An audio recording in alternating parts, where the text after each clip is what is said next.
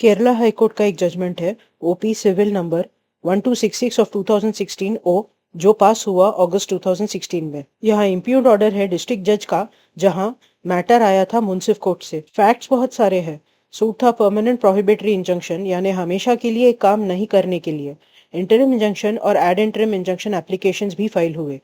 Petitioner थे original plaintiff और respondent original defendant. High court आए थे पेटिशनर, नीचे के कोर्ट ने इंजंक्शन ऑर्डर न देके गलत ऑर्डर पास किया कानून के खिलाफ और पेटिशनर के पास और कोई रास्ता नहीं है, इसीलिए वो 227 में आए हैं, ऐसे कहा।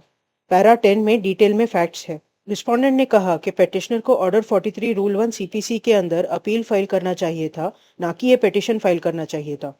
रिस्पोंडेंट ने कहा कि नीचे के कोर्ट में पेटिशनर को एक डॉक्यूमेंट लाने बोला था अपने अधिकार साबित करने के लिए, जो वो नहीं कर सके, इसीलिए नीचे के कोर्ट ने पेटिशनर का एप्लीकेशन डिसमिस करके सही किया है। पेटिशनर का कहना था कि हाईकोर्ट ने नीचे के कोर्ट के ऊपर एक समय सीमा लगाया था और वो डेडलाइन खत्म होने के दिन नीचे के कोर्ट ने घाई में पेटिशनर को ओरिजिनल डॉक्यूमेंट्स लाने का मौका नहीं दिया, इसीलिए 227 के अंदर सुन सकते हैं ये मैटर। कि नीचे के कोर्ट ने ऑर्डर 39 रूल 1 सीपीसी के अंदर सही से इंजंक्शन एप्लीकेशन नहीं सुना है। रिस्पोंडेंट का कहना था कि नीचे के कोर्ट ने सही किया है और पेटिशनर के पास ऑर्डर 43 रूल 1 सीपीसी के अंदर ऑल्टरनेटिव रेमेडी है अपील फाइल करने का, और नीचे के कोर्ट ने एविडेंस सही से परखा है और कोई प्राइमा फेसी केस नहीं साबित किया पेटिशनर ने। हाईकोर्ट का कहना था कि वेकेशन कोर्ट, यानी जो कोर्ट वेकेशन के समय बैठता है, उन्होंने एप्लीकेशन सही से सुना है और पेटिशनर नहीं कह सकता कि सुनवाई नहीं मिली। हाईकोर्ट ने कहा कि नीचे के कोर्ट का ऑर्डर चैलेंज करने ऑर्डर 43 रूल 1 सीपीसी के अंदर अपील फाइल किया जा सकता था। हाईकोर्ट ने कुछ जजमेंट्स देखे जिनमें भी वेकेशन कोर्ट के ऑर्डर को चैलेंज करने के लिए अपील मेंटेनेबल था, ऐसा साबित हुआ है केरला सिविल कोर्ट्स एक्ट के अंदर। हाईकोर्ट ने कहा कि judicial orders of civil court are not amenable to writ jurisdiction under Article 226 of the Constitution. Jurisdiction under Article 227 is distinct from jurisdiction under Article 226. And by this decision, जो था Radheshyam versus छबीनाथ का, the decision in Suryadev Rai was overruled. High court ने साधना लोध को माना और कहा कि जब कानून में ही है कि अपील कर सकते हैं, तो 227 के अंदर नहीं आ सकते। अगर अपील का प्रोविजन ना हो तो भी सेक्शन 115 सीपीसी के अंदर रिवीजन फाइल कर सकते हैं सिविल केसेस में, और जब वो भी ना हो सकता है तो 227 के अंदर आना होगा। इसीलिए जिस कानून के अंदर सूट फाइल हुआ है वो कानून थरोली देखना जरूरी है। हाईकोर्ट ने कहा कि किसी रेफरेंस में सुप्रीम कोर्ट ने कहा कि 227 को सर्टियोरारी जैसे नहीं वापरा जा सकता, कि 227 सुपरिंटेंडेंट्स का अधिकार देता है, जो कम से कम वापरना होता है कि नीचे के कोर्ट और ट्रिब्यूनल को अपने अधिकार क्षेत्र में सीमित रखने के लिए। कि जब न्याय का अपयश होता है तो सिविल और क्रिमिनल केसेस में 227 वापर सकते हैं। हाईकोर्ट ने नीचे के कोर्ट के ऑर्डर को परखा और कहा कि नीचे के कोर्ट ने सब कुछ देखा, लेकिन हाईकोर्ट उसके सही या गलत होने पे नहीं जाएगा, क्योंकि चाहे नीचे के कोर्ट ने तथ्य पे गलती की हो या किसी कानून को सही से न पढ़ा हो, तो उसका उपाय अपील में है, ना कि 227 में। कि 227 के अंदर अपील में नहीं बैठ सकते। सेक्शन 14 लिमिटेशन एक्ट के अंदर पेटिशनर को एग्जाम्पशन मिलेगा 227 पेटिशन फाइल करने के कारण। ऐसे पेटिशन डिसमिस हुआ।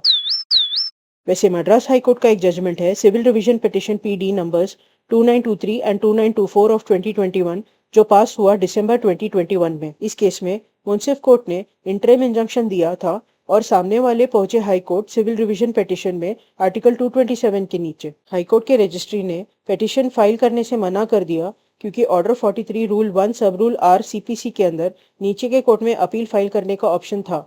हाईकोर्ट जज ने कहा कि 227 मेंटेनेबल है, क्योंकि ये एक संवैधानिक अधिकार है और दूसरा ऑल्टरनेटिव रेमेडी होना 227 के लिए कोई बात नहीं है। तुम देखो, ये जजमेंट है 2021 का, और एक एडवोकेट ने सूर्यदेव राय का सहारा लिया कि 227 के अंदर पावर 226 से अधिक है, मतलब सर्टियोरारी से बढ़कर है।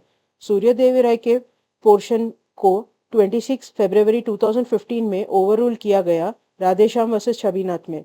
इस पार्टी ने और भी कई जजमेंट्स रेफर किए जिनके हिसाब से सीपीसी में ऑल्टरनेटिव रेमेडी होने से भी रिट पिटिशन फाइल किया जा सकता है, 2019 के जजमेंट्स वगैरह। हाईकोर्ट ने कहा कि एक जजमेंट के हिसाब से 227 के अंदर हाईकोर्ट नीचे के कोर्ट के जजमेंट को क्वॉश भी कर सकता है और उसकी जगह अपना ऑर्डर भी घुसा सकता है। कोर्ट ने कहा कि सीपीसी में रेमेडी हो तो भी 227 के अंदर देख सकते हैं मैटर को। बात यह है के कई सारे रेफर्ड जजमेंट्स केरला कोर्ट के जजमेंट में और यहाँ पे सेम है। शालिनी शेट्टी में नीचे के कोर्ट द्वारा पेटेंट परवर्सिटी और gross and manifest failure of justice या नेचुरल जस्टिस के प्रिंसिपल्स का विरुद्ध काम हुआ हो तो 227 में जा सकते हैं, ऐसा कहा गया है। मैंने पहले भी कहा था कि ऐसे बड़े शब्द और टर्म्स वापरने से कोई निश्चित नहीं हो सकता कि कोर्ट कैसे समझे उस टर्म को। मद्रास हाईकोर्ट ने राधेश्याम के जजमेंट से कहा कि 227 के अंदर ना सिर्फ हाईकोर्ट नीचे के कोर्ट या ट्रिब्यूनल के ऑर्डर को खत्म यानी क्वाश कर सकता है, बल्कि उससे सब्स्टिट्यूट यानी अपने खुद के जजमेंट से बदल भी सकता है। लेकिन राधेश्याम पढ़ने से साफ होता है कि ये बात सूर्यदेव के जजमेंट को कोट करते समय आता है, ना कि राधेश्याम के जजमेंट में जज ने ये बात कही है। उल्टा सुप्रीम कोर्ट ने messrs Estrella rubber versus Das estate private limited civil appeal 6327 of 2001 में कहा था कि 227 के अंदर अगर हाईकोर्ट देखे कि नीचे का कोर्ट अपने जुरिस्डिक्शन में ही काम किया है तो हाईकोर्ट अपीलेट कोर्ट जैसे नहीं बैठ सकता और अपने जजमेंट को नीचे के कोर्ट के जजमेंट की जगह नहीं घुसा सकता। लेकिन यहाँ भी क्वालिफिकेशन है कि गलती रिकॉर्ड के मुंह पे नहीं दिख के आना चाहिए, मतलब मुंह पे दिख के आया एरर तो सब्स्टिट्यूशन हो सकता है। वैसे ये जजमेंट इस जजमेंट में कोटेड नहीं है। सुप्रीम कोर्ट ने Ajay Singh versus Shri Hind cooperative marketing cum processing service society limited and another civil appeal 2157 of 1999 में कहा कि 226 और 227 के अंदर नीचे के लेबर कोर्ट के मत के जगह अपना मत घुसा दिया जो परवानगी नहीं है हाईकोर्ट को। ये जजमेंट भी इस जजमेंट में कोटेड नहीं है। इन दोनों हाईकोर्ट के जजमेंट्स में व्यक्त किए गए मत को याद रखना।